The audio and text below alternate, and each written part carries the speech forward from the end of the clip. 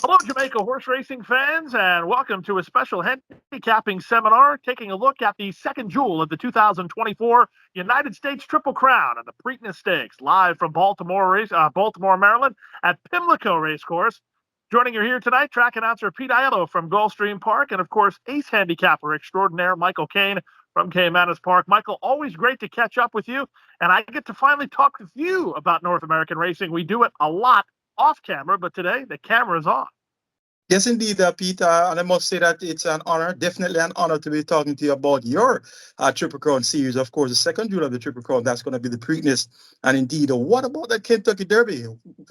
Can I finish getting any closer than that? A nose by a nose for the top three? Well, a lot of controversy coming out of the Kentucky Derby. I know that you guys have followed that as of the whole world with the no stewards inquiry and no jockey's objection. The news reports indicate that the jockey of Forever Young, the Japanese custom is not to claim foul, but they did say that they thought the stewards would at least look at the race. They never did. They hauled Tyler Gaffleone in on Sierra Leone after the race, only to fine him but take no further action. Which has really created quite the buzz in the U.S. horse racing scene. But the Kentucky Derby winner, Mystic Dan, there were some questions a few days after the race as to whether or not Kenny McPeek would even decide to run him back in 2 weeks' rest. Kenny was a little bit gun-shy when first asked about it because the last time he wheeled Mystic Dan back, he did not run very well. So there was some concern, and in my mind, there still is some concern going in on the quick turnaround. Bob Baffert with the news of the week so far, though. He had a two-pronged attack. Half of that attack is gone now as the 8-5 morning line favorite Muth withdrawn as of Wednesday morning. So the favorite is out of the race, at least on the morning side and line side of things. So now the starring role, definitely with your Kentucky Derby winner, Mystic Dan. Yes, Mystic Dan, and of course, given that he won the first leg of the Triple Crown, it's by default that the connection want to try and go for the second leg. So whether or not Mystic Dan would have not performed on a quick second June, and of course the Belmont thereafter. So it's understandable that they're going to take their chance in the Preakness. But I have a little bit of things I like to say about him later on, and he's not my choice though, not my top choice any at all for the Preakness. He's not my choice either, but we'll get to that in just a little bit. Instead, let's go to Friday. Let's get to the appetizer part of the dinner here and go for the 2024 Black-Eyed Susan Stakes. Of course, on Friday of Derby week, you have the Kentucky Oaks for the fillies.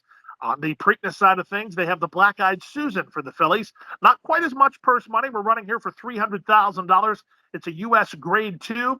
A lot of horses coming in from different circuits, though, and a lot of horses will be trying the Pimlico surface for the first time. That's going to be a recurring theme throughout the weekend. A lot of horses are not based in Maryland, and they will only start over the Maryland racing scene. Will be at Pimlico, so we're not real sure how they're going to handle it. The morning line favorite under jockey Tyler Gaffleone is the Southern California Invader Corposo. She was third in the Santa Anita Oaks last time out. Michael, did you give her the top billing, or are you going elsewhere here?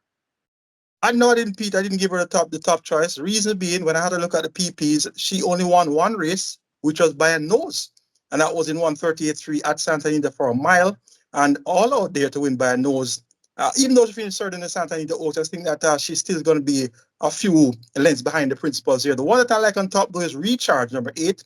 This one won her first 3 races, won by 9 lengths on debut in 105 for 5.5 furlongs. Then went to Sam Houston, won in 146 and a fifth for mile and 70 yard, won by 4 3/4 lengths. And then at Sunland, won in the Sunland Park Oaks, $250,000 purse there, won by a neck over a mile in 137.1. Her first taste of defeat came in the Fantasy, a Grade 2 stakes event where she led up to the quarter pole and finished 5th by 8 3/4 lengths. So getting beaten at Grade 2 for the first in your career, that's going to be not a disgraceful beating at all.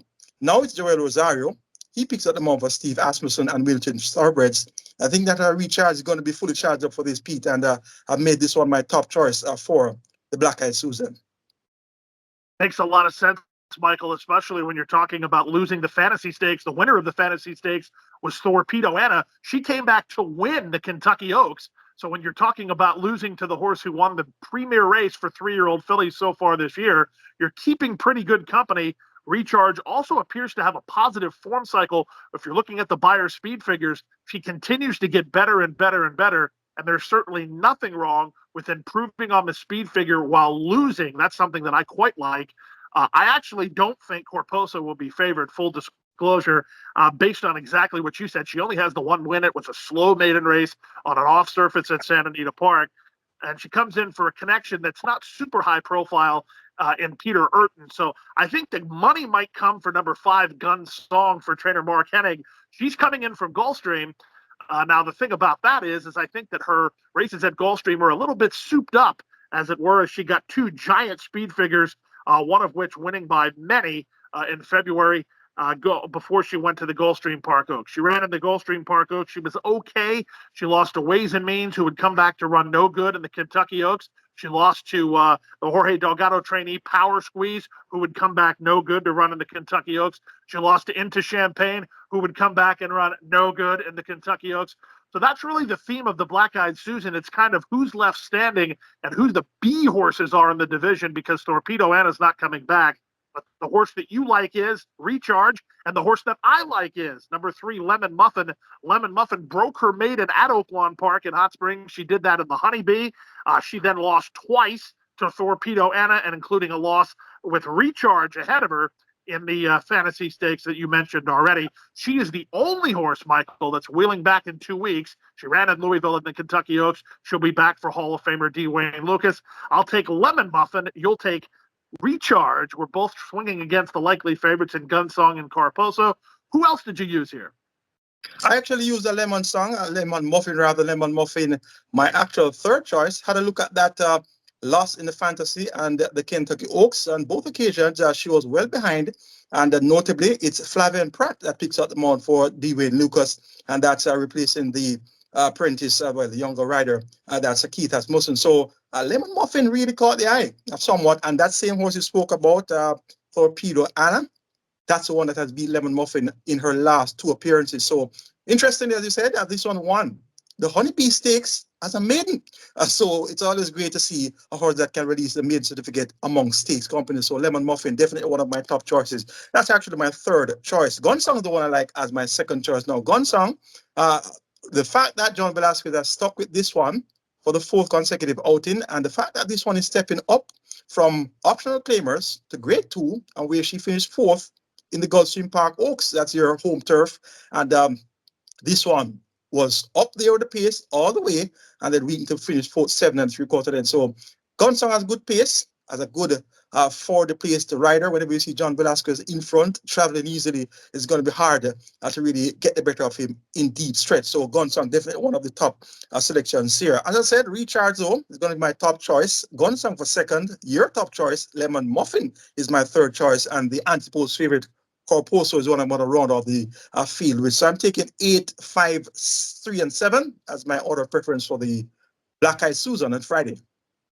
That sounds good. I'm going to take Lemon Muffin on top. I think there's a ton of speed in here, and I think a lot of it's one-dimensional speed. Gunsong and your top pick, Recharge, they don't need to get acquainted too soon because they're both one-run speed horses. I'm going to go with the closers. I'll use Lemon Muffin on top. For second to 6, who could ask for Mo? She disappointed me last time out at Aqueduct, but it was a speed-favoring racetrack that day. She was 4th in the Gazelle. I think if the pace melts down, she could be running home late. So I'll use it 3, 6, then your top play, the 8, Recharge. And for 4th place here, I'll go with the number 5, Gunsong. So similar numbers, a little bit different strategy, both swinging against the likely favorite in Gunsong and the morning line favorite Corposo in the 2024 Black Eyed Susan. But let's turn our attention now to the second jewel of the 2024 Triple Crown from the United States. It's the Preakness Stakes, live from Pimlico in Baltimore, Maryland. As we touched on, the field reduced by 1, so we have 8 going postward as number 4, Muth, has been withdrawn. The likely favorite is your Kentucky Derby winner, Mystic Dan. Michael, you already alluded to it. You're swinging against. So am I. Who are you swinging against with? Well, I like 3, 5, 7, and 9 as my top 4. That's Catching Freedom, Mystic Dan, Just Steel, and Imagination. Now, Catching Freedom is void of tactical early pace, void of early pace point blank.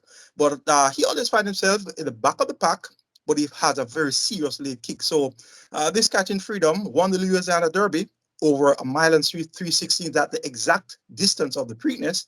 And close fast in the Kentucky Derby to finish fourth by less than 2 lengths. And that was in a big field. You know, the Kentucky Derby field, I think it was 18 runners there. And indeed, coming from way off the pace and finishing a strong fourth. We will be relying on a major pace setup here in order to be at his best late in the contest. And I'm noting, though, Pete, that he hasn't gotten a breeze since Kentucky Derby, and that's just 2 weeks ago. So not necessarily the norm for horses to have a breeze after the Kentucky Derby coming into the Preakness, but haven't seen any exercise reports on him. And Flavor and Pratt writer Brad Cox and Winstar Farm. I'm expecting a Catching Freedom to be the one they'll have to try and hold off in deep stretch. But I haven't made it my top choice, but he's one of my top 4. How about your best 4? One of the things I wanted to touch on here is a very important notation here. There's a couple of things going on with Catching Freedom. First of all, he's one of the only horses other than Mystic Dan that's coming out of the Kentucky Derby. But when you add in the fact that it's Brad Cox that's doing that, that is a huge, and I do mean huge, sign of confidence. Brad Cox is not a guy to run anybody back in 2 weeks, let alone a horse who just ran in the Kentucky Derby and ran well in the Kentucky Derby. It's fascinating to me that he's running this horse. If he's running him, that indicates some super strong stable confidence to me. Now, you already touched on it. He is pace dependent, and moose scratching is going to hurt the pace in here. I figure the likely pace horse is the 9 Imagination, but I'm going to swing with an upset horse as well. I'm going to go for the Chad Brown horse in Tuscan Gold. He was 3rd behind Catching Freedom in the Louisiana Derby. I think he moved a little bit too early that day, but he's another one. The trajectory of his speed figures are headed in the right direction. He's lightly raced. This is the 3rd start of the form cycle. There's just a lot of reasons for me to think that Tuscan Gold can run a big race in the Preakness. And the other thing about it is, I agree with you, Catching Freedom's a must-use, but I'm going to be ahead of you early with Tuscan Gold. And if the pace doesn't develop like we need it to for Catching Freedom, at least I'll have a tactical head start. Yes, that looks quite likely to happen. Now, how about Mystic Dan, the winner of the Kentucky Derby? And I must say, Pete, that in the 150-year history of the Kentucky Derby, I think he's going to be at least one of the luckiest winners of the Kentucky Derby, because the runner-up and second runner-up, Sierra Leone and Forever Young, respectively, were in a bumping match for at least the entire final furlong of that Kentucky Derby. Now, causing significant momentum loss to each other in doing so. So I think it's safe to say that if either Sierra Leone or that Forever Young had a clear path in the final furlong, they could have won by 2 lengths. And they were bumping and bumping and boring and bumping, and they were just a nose behind at the finish. So Mystic Dan, very lucky winner of the Kentucky Derby. As a matter of fact, he made such a race skimming run that almost nobody saw him. And I remember looking at that race, and it was a buzz of excitement here in Jamaica. The commentator didn't pick up Mystic Dan on the inside. He was making reference to a horse on the outside that was leading. In the meantime, Mystic Dan was some 3 lengths there. So in the end, winning by just a nose over Sierra Leone and Forever Young, that's not convincing enough to me to tip this Mystic Dan to win the Derby, to win the Preakness after just scrambling home in the Kentucky Derby. And I'm telling you, I wouldn't buy Mystic Dan if I were buying him with Euro money, Pete. So he's a no-no for me as far as tipping for a winner, as far as wagering on as a winner as well. So while we're going to show some respect to him, I'm not going to have him in my top 3. As a matter of fact, I'm going to make a note of a horse by the name of Just Steel as well, who has exchanged beatings with Mystic Dan. Now, on the 1st of January, in the Smarty Jones Stakes, Catching Freedom and Just Steel had Mystic Dan behind when they both finished 1st and 2nd, while Mystic Dan was 5th in that event. That was on the 1st of January, New Year's Day. Of course, horses can improve leaps and bounds over a period of 2 to 3 months, and we're all the way in May now. So clearly, they have turned the tables on each other. After that 1st of January win, we saw Mystic Dan return to win the Southern, that's the Southwest Stakes, on a muddy track, winning by 8 lengths and beating Just Steel. And it seems as if Mystic Dan would prefer a wet underfoot condition. So if it rains, he could have an advantage there. But if it doesn't rain, it's a fast track. He should be just thereabout as well. Following that run in the Southwest Stakes, we saw Just Steel returned to finish a strong 2nd behind Muth in the Arkansas Derby. Now, in turn, was 4.5 lengths clear of Mystic Dan, the eventual Kentucky Derby winner. So you're seeing here where Just Steel has beaten Mystic Dan at least twice. Now, looking at the morning line, Pete, 15-1 for Just Steel. And Mystic Dan is the morning line favorite at 5-2. And I'm wondering, given Muth is out, he was the original 8-5 morning line. Hasn't there been a revised morning line to show who's now going to be the clear favorite? Chances are it's going to be Mystic Dan. But what's Just Steel getting 15-1? I think that he can turn the tables on Mystic Dan, Pete. And guess what? Just Steel is my top choice either, but I'm going to keep this one on the right side for all calculations. Listen, I cannot make any counter argument to anything you just said. You made very, very good points. And then the other thing I wanted to bring up, because I've seen a lot of chatter on our social media channels about the pace scenario for the Preakness with Muth being scratched. A lot of folks are advocating that Mystic Dan may be well served to make the running. And I would argue that if he tries that, he's going to cook his own goose. And I'm going to tell you why for two reasons. One, I think the other Baffert horse, Imagination, is probably the speed in the race. He set the pace and was up or near the lead in the San Felipe and the Santa Anita Derby. He's the dedicated front runner. Your horse, Just Steel, has some tactical speed, but doesn't necessarily need the lead. But here's the thing. You already talked about it. The Smarty Jones Stakes, Just Steel beat Mystic Dan. Mystic Dan was forwardly placed in that race, and Catching Freedom and Just Steel ran by him. Now, what happened the next three races, including the Kentucky Derby? Mystic Dan got taken back off the speed, and he rallied very effectively. So I understand when you look at the past performances, he showed speed in the past. Yeah, but that's not when he got real good. When he got real good was when he learned to relax and pass horses. And I think if they change tactics, I think that's a big mistake. So I agree with you that Just Steel definitely a live long shot in the race. I agree with you on Catching Freedom. And as I said, I'm just swinging against both of them slightly with Tuscan Gold. Those are my top three. Mystic Dan would be my fourth number in here. The other horse to at least mention, just so we can say we did it, is Baffert has two. Now one of them's out in Muth. He's going to run Imagination. Imagination won the San Felipe in California and came back to be second as the betting favorite in the Santa Anita Derby.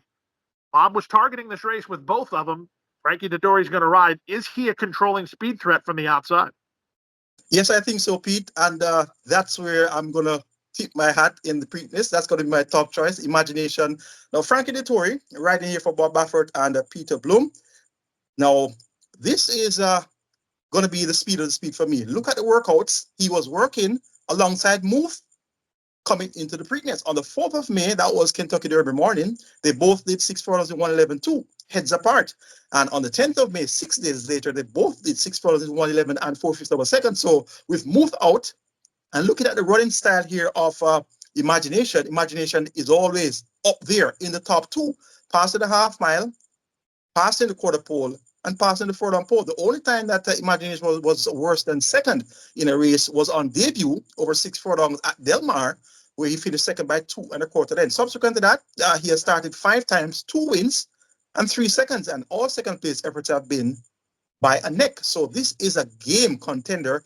He's a fighter. And look at the purchase price as well, $1,050,000 US Macaroons. And when I had a look at the purchase price of Muth, it was all of $2 million. So these are the two most expensive purchases in the race. And with Muth out, the other Bob Baffert horse is Imagination. And I see this many times, Pete, when you have a big trainer, big stable with multiple horses, for example, 2 top horses, and one is withdrawn, the other one always fires big time. And with those 2 exercise gallop 6 furlongs, 111 and change, 4th of May, 10th of May, drawn perfectly on the outside. It's going to be a field of 8. He's drawn post 9. He can watch and see exactly what's going on the inside. If anyone wants to go with Imagination, he can stalk from second and then pounce. So I think it's going to be a very tactical advantage here for Imagination. And this is my top choice for the Preakness, Pete and racing fans. So Imagination is where I'm going to go here with Frankie Dettori, riding for Bob Baffert to get the job done. Finished second in the Santa Anita Derby. Was a winner of the San Felipe, a grade 2 event.